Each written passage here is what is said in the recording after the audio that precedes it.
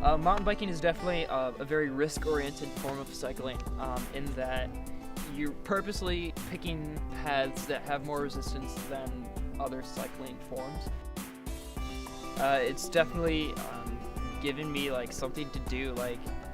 I've never quite had a hobby so much that I could really just kind of put a lot of energy into, and it's definitely an enjoyable thing for me. Really, I'm just thinking what's next? What's the next turn? What's the next hill? What's the next downhill? Whatever is, I'm just looking and acting on what I see. And really, I mean, if you think, that's where you make mistakes. You just kind of have to rely on what you know and what you've already done. It definitely feels like a rush. You're just going and going and going, and you just don't really don't really have any expectations. Hopefully you're expecting that the trail's in good condition and that the next turn isn't going to throw you off a cliff. But usually that doesn't happen.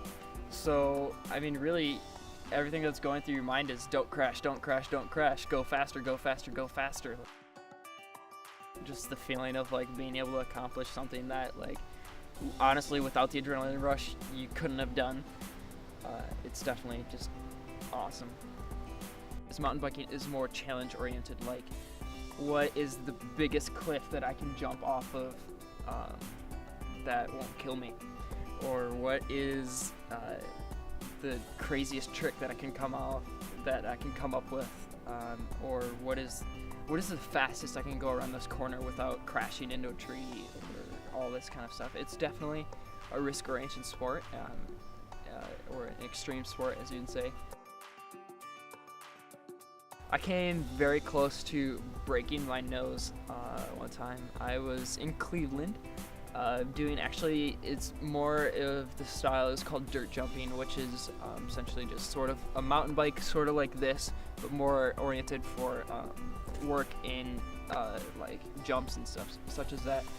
And it was an indoor mountain bike park in Cleveland called Ray's, and I nose picked my bike, which means I kind of my front tire kind of got stuck, and I went end over end and smashed my face on the next roller. And I had these cuts all down my face. I had a fat lip. I was bleeding everywhere. It was gross.